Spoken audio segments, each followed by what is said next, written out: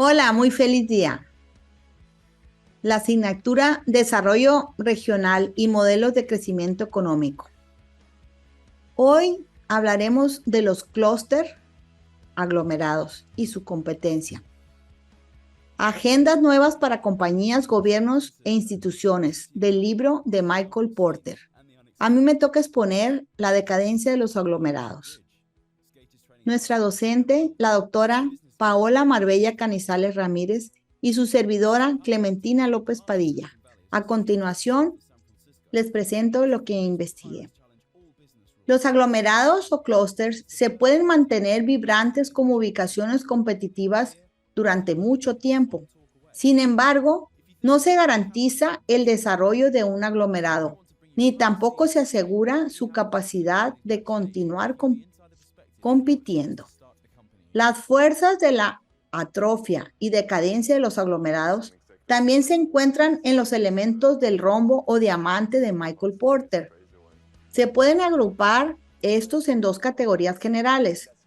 Unas son endógenas o situadas dentro de la ubicación en sí, y las exógenas o debido a acontecimientos del ambiente externo. Un clúster es una concentración geográfica de empresas, organizaciones e instituciones relacionadas en un campo concreto que puede estar presente en una región, un estado o una nación. Los clústeres surgen porque aumentan la productividad de una empresa que se ve influida por los activos locales y la presencia de empresas, instituciones e infraestructuras similares que la rodean. ¿Qué es el diamante de Porter? Se trata de un esquema gráfico en el cual se relacionan los indicadores a nivel micro que influyen decisivamente para que un país, una región, una comunidad o incluso una empresa sean realmente competitivos. Porter pensó inicialmente que sería una contribución para los países, pero con el paso del tiempo se dio cuenta de que los beneficios de su esquema se daban sobre todo en el plano empresarial y en ciertas regiones o comunidades.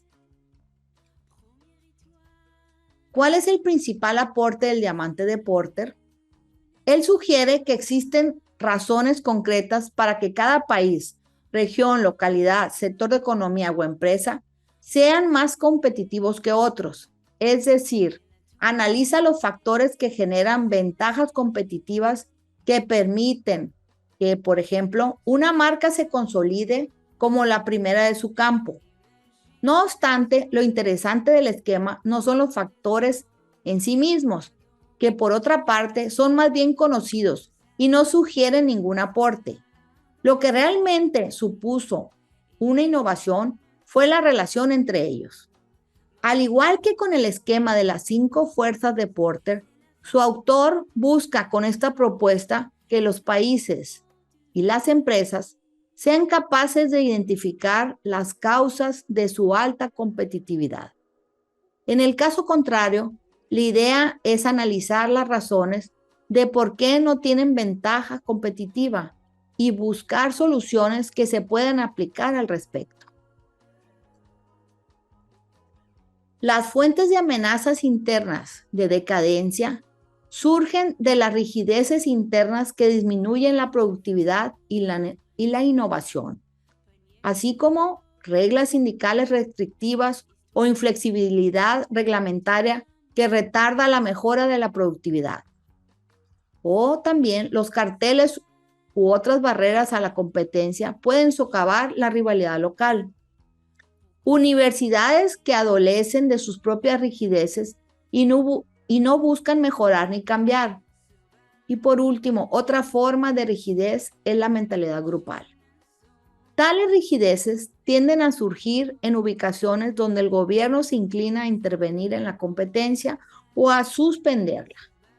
Cuando surgen rigideces internas, disminuye la tasa de mejora y de innovación. Asimismo, los aumentos en el costo de operar comienzan a sobrepasar la capacidad de mejorar. Sin embargo, a menos que se relajen las rigideces internas, Un aglomerado eventualmente pierde su productividad y dinamismo. La ventaja competitiva emigra a otras localidades. Las fuentes de amenazas externas al éxito de los aglomerados surgen en varias áreas, como discontinuidades tecnológicas se encuentran entre las más importantes porque pueden neutralizar simultáneamente muchas ventajas de los aglomerados.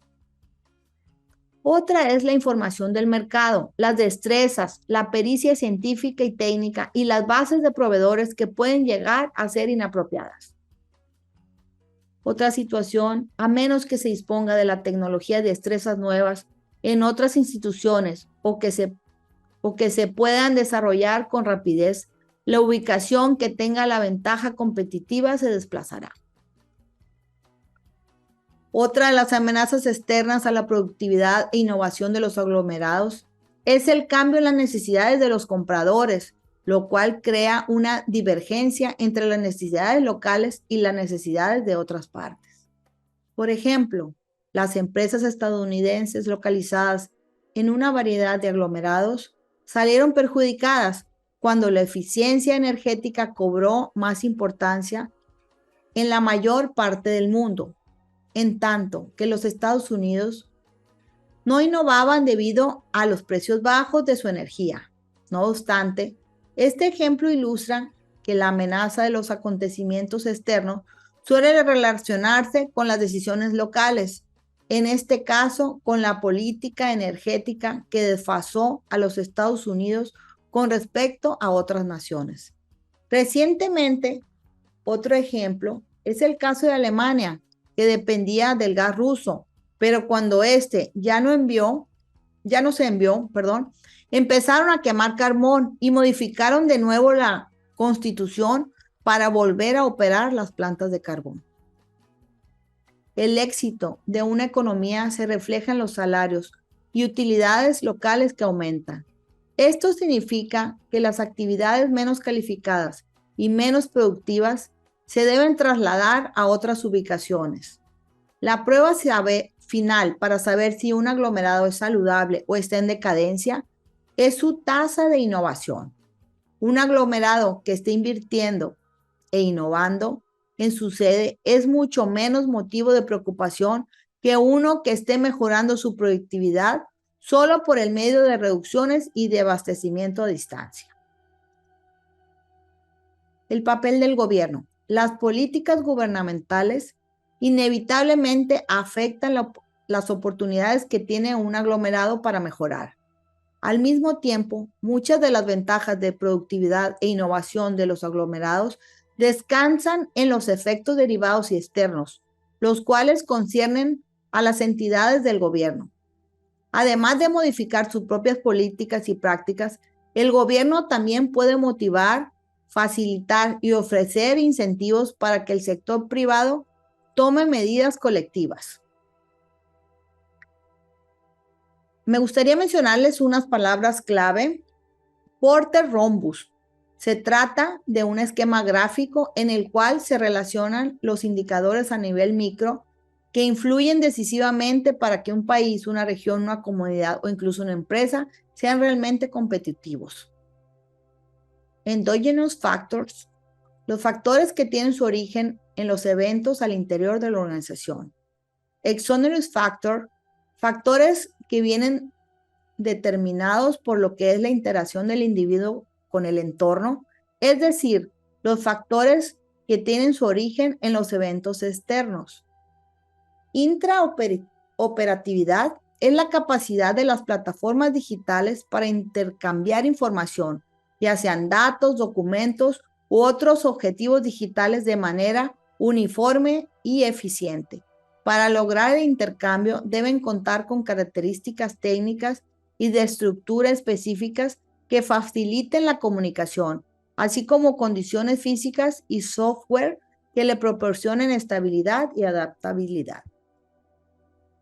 Para concluir con mi presentación, en resumen, los aglomerados son sistemas de empresas e instituciones interconectadas, cuyo todo es mayor que la suma de las partes. desempeñan un papel importante en la competencia y plantean implicaciones importantes para las compañías, gobiernos, universidades y otras instituciones de una economía. En conclusión, los aglomerados representan una nueva forma y complementaria de entender una economía, organizar el desarrollo económico y formular la política pública. El estado de los aglomerados revela ideas importantes sobre el potencial productivo de una economía y las restricciones para su desarrollo futuro. Entonces, paradójicamente, las ventajas competitivas más duraderas en una economía mundial suelen ser locales. Muchísimas gracias. Un placer.